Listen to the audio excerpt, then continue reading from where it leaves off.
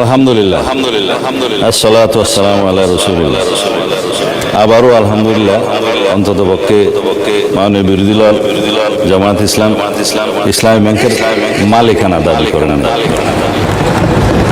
আপনারা বলেছেন যে ন্যায় নীতির পথে ফেরত আসতে হবে। ওই ন্যায় নীতির পথে ফেরত আসার জন্যই বাংলাদেশ ব্যাংক ব্যবস্থা গ্রহণ করবে। আমরা মানে বিরোধী দলীয় নেতার এবং জামায়াত ইসলামের দুঃখ বুঝবো না। ওই আছে না, চিরসুখী জন ভ্রমে কি কখন, বুঝিতে কি পারে,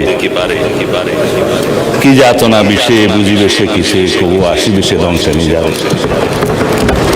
এটা ঊনবিংশ শতাব্দীর একটা বাঙালি কবি কৃষ্ণচন্দ্র মজুমদারের কবি। তার আরো কয়েকটা লাইন আছে, যতদিন ভবে না হবে না হবে, তোমার অবস্থা আমার শোনো, ঈষৎ হাসিবে শোনে না শুনিবে, বুঝে না বুঝিবে যাতনা। আমাদের এখানে কবি বেশি আছে মানুষ। তো এখন বটম আপ করি।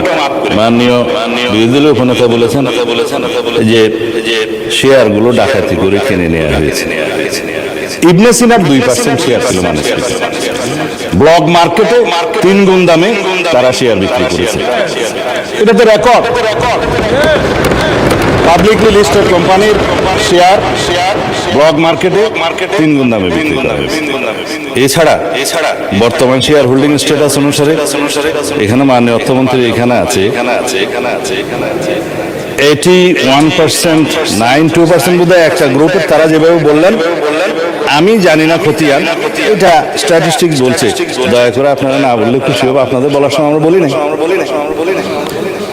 আর শেয়ার হোল্ডিং এর যারা মালিক তাদের কাছে মাননীয় বিরোধী দলের নেতা নোটিশই বলেছেন, দেশের অর্থনীতি, ব্যাংকিং খাতের স্থিতিশীলতা এবং কোটি কোটি গ্রাহকের স্বার্থ রক্ষার লক্ষ্যে ইসলামী ব্যাংক বাংলাদেশের শেয়ার সমূহ বৈধ প্রকৃত মালিকদের নিকট প্রত্যার্পণের জন্য প্রয়োজনীয় ব্যবস্থা গ্রহণ করা হবে। সেই বৈধ এবং প্রকৃত শেয়ার হোল্ডারদের কাছে এই মালিকানা ফেরত দেওয়ার যথাযথ ব্যবস্থা গ্রহণ করা হবে। মাননীয় স্পিকার, এখন কারা কত পার্সেন্ট শেয়ারের মালিক সেদিনও বক্তৃতায় বলেছিলেন প্রকাশ করা হোক। মাননীয় অর্থমন্ত্রীকে অনুরোধ করেছি, বাংলাদেশ ব্যাংকের গভর্নরের কাছে অনুরোধ করে জাতির সামনে প্রকাশ করা হোক। শেয়ার হোল্ডাররা তারা কিভাবে খরিদ করেছে, দ্যাট ইজ ডিফারেন্ট ডিবেট। সেটা দুদকের তদন্ত হতে পারে, মামলা হতে পারে, but share holder is share holder. Publicly listed কোম্পানির মধ্যে সেটা আলাদা ডিবেট এবং আলাদা তদন্ত হতে পারে। এখন বলা হচ্ছে আপনারা ব্যাংকের মালিক না, জামায়াত ইসলাম ব্যাংকের মালিক না, আবার বলছি ইসলামের উপর হাত দিবেন না। কদিন আগে জামায়াত ইসলামের এক বন্ধু, আমি নাম নিলে আবার এখানে 74 দাঁড়াতে পারেন, সেজন্য 2 জন এমপি ছিলেন, আরেকজন পরাজিত এমপি ছিলেন, আরেকজন নেতা ছিলেন, বলতে দিচ্ছি ইসলামের উপর হাত দিবেন না। মাননীয় স্পিকার, ইসলামী ব্যাংক ইসলাম নয়, আমাদের জনাব মির্জা ফখরুল ইসলামও ইসলাম নয়, জামাতে ইসলামও ইসলাম নয়। সুতরাং সবকিছুতে ইসলামের উপরে হাত দিবেন না দোহাই দেওয়া কিন্তু ঠিক নয়। মানে স্পিকার, আমি এবার পয়েন্ট টু পয়েন্ট আসি। এখন একবার যে ব্যাংক আজান দিয়ে তাকবীরে লিল্লাহ দিয়ে দখল করা হলো, সেই ব্যাংকের দখলটা বেদখল হয়ে যাবে, এই যাতনা তো আমরা বুঝি। মানে স্পিকার, সুতরাং যারা পর্দার আড়ালে থেকে গ্রাহক বলে রাস্তায় আন্দোলন করছে, ভিডিওটা দেখেন, তাদের রাজনৈতিক পরিচয়। আমাদের মধ্যে অনেকে তো গ্রাহক আছে, গ্রাহককে বলে দেওয়া হচ্ছে বলেন আপনার অ্যাকাউন্ট আছে, বলে যে আচ্ছা ঠিক আছে, কত 2-3 লাখ টাকা আছে, পিছন থেকে খোঁচা দিয়ে বলছে বলেন 7-8 লাখ টাকা আছে, বলেছে। এটা রেকর্ড ভিডিও। তারা গ্রাহক হচ্ছে সেই রকম গ্রাহক। তা এখন পর্দার আড়াল থেকে নেমে পড়েছেন, এটা ভালো। বেপর্দা হওয়া, বেনাকাব হওয়া কোনো ক্ষেত্রে খারাপ, তবে এই ক্ষেত্রে ভালো হয়েছে যে মানুষ জানতে পেরেছে।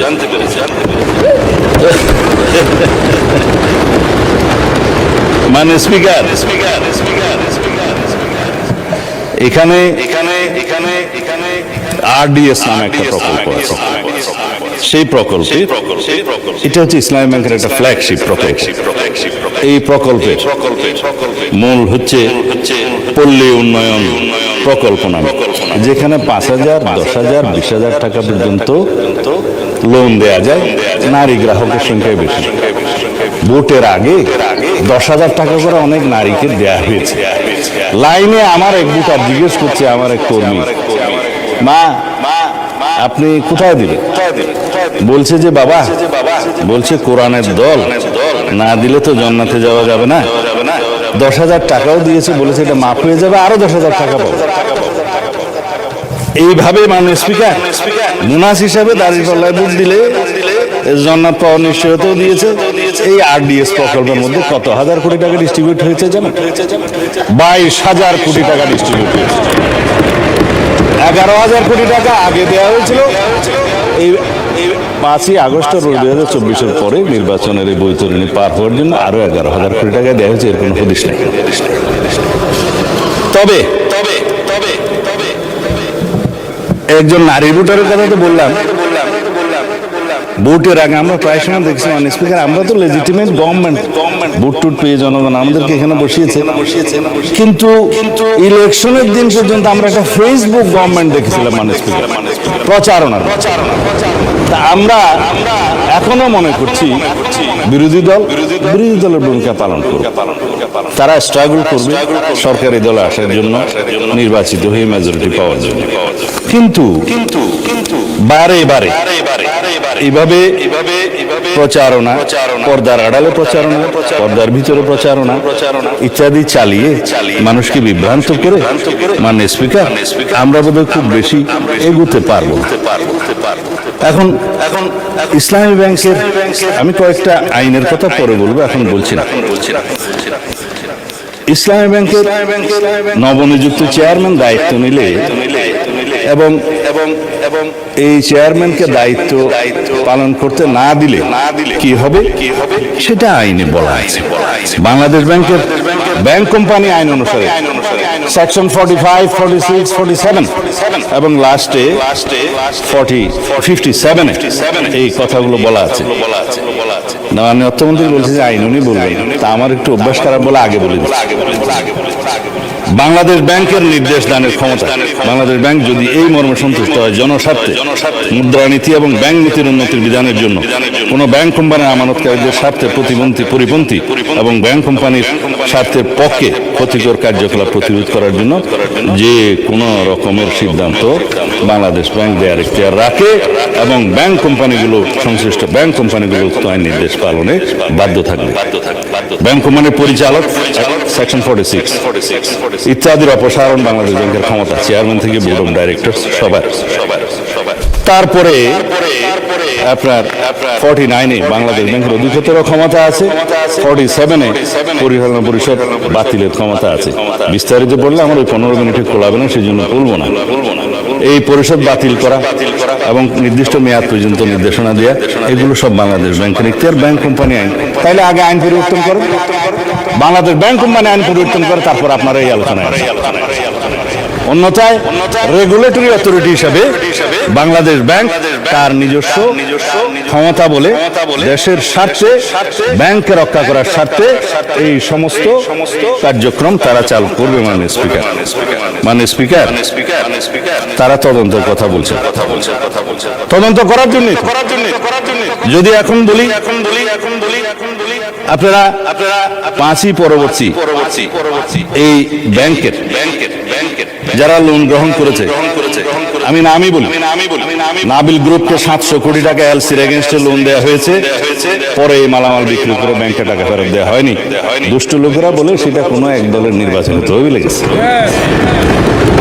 এবং তারা একটা টিভি চ্যানেল প্রতিষ্ঠা করেছে এবং সেই টিভি চ্যানেলটা কোন পক্ষে খেলছে সেটা আমরা জানি। তার ব্যাংক লায়াবিলিটি হচ্ছে 16,000 কোটি টাকা। তার বিরুদ্ধে তদন্ত কেন হচ্ছে না? সেজন্য তদন্ত হবে মাননীয় স্পিকারের। লান্তাবোর গ্রুপকে হেড অফিসের অ্যাপ্রুভেল ছাড়া নির্বাচনের আগে 40 কোটি টাকা লোন দেওয়া হয়েছে, যার কোনো সদুত্তর নাই। এগুলো তদন্ত হবে মাননীয় স্পিকার। সোশ্যাল কর্পোরেট রেসপন্সিবিলিটি নাম দিয়ে যারা ঢাকা থেকে কক্সবাজার পর্যন্ত বিমানের টিকিট পর্যন্ত ব্যাংকের থেকে করিয়েছে, সেগুলোরও তদন্ত হবে মাননীয় স্পিকার। রেকর্ড আছে, এগুলো পত্রিকায় প্রকাশিত হয়েছে।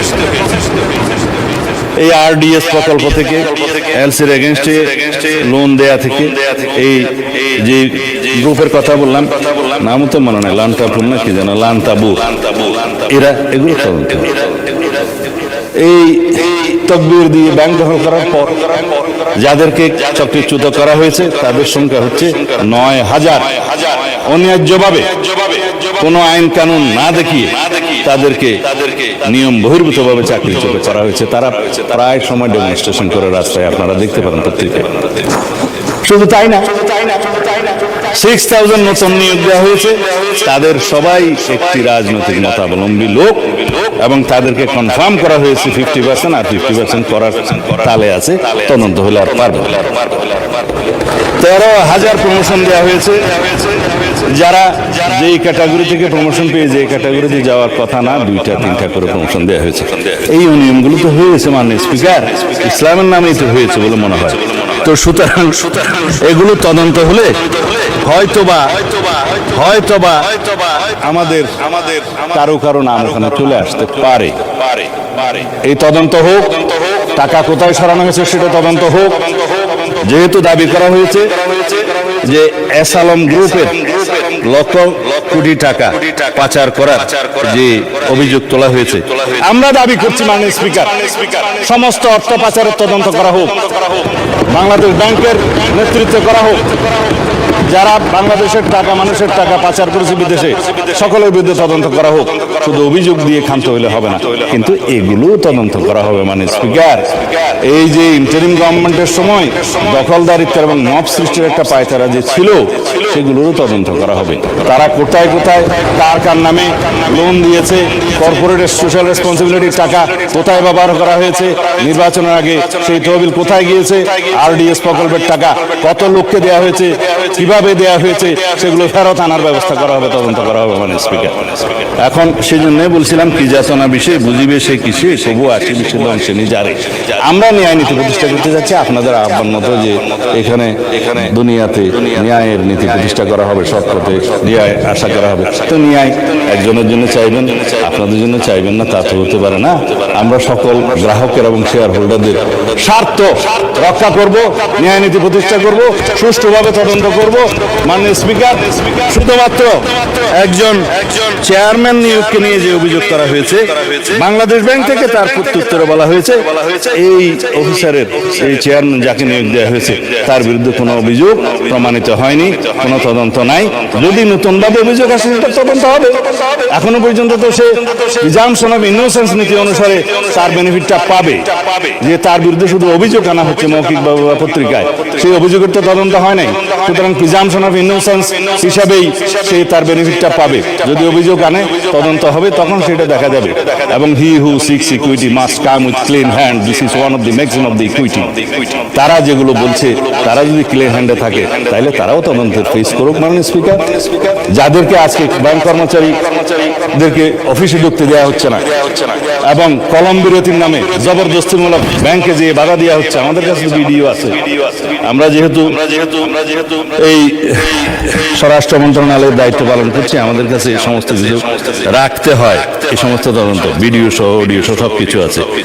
মাননীয় বিরোধী দলীয় নেতা এক জায়গায় বক্তব্য দিয়ে বলেছেন, তার বুকের উপর দিয়ে যাবে, যদি টিয়ার গ্যাসগুলি করতে হয় আমার উপর দিয়ে যাবে, আমি গ্রাহকের সেবা নিশ্চিত করবো।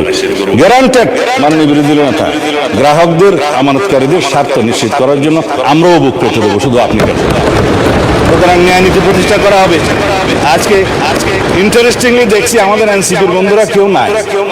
আপনারা জামায়াত ইসলামকে কি তারা এনসিপি ভোট করলো কিনা জানি না, কেউ বক্তৃতাও দেয় নাই। আমি চেয়ারগুলো খালি দেখে বলতেছি মাননীয় স্পিকার। তবে এখানে একটা দাবি রাখি, অন্যায্যভাবে যাদেরকে চাকরিচ্যুত করা হয়েছে তাদের সবাইকে চাকরি ফেরত দেওয়ার জন্য একটা তদন্ত পরিচালনা করা হোক। আর যাদেরকে রাজনৈতিক বিবেচনা চাকরি দেওয়া হয়েছে তাদের কয়টা সঠিক নিয়োগ হয়ে গেছে সে বিষয়েও তদন্ত করা হোক।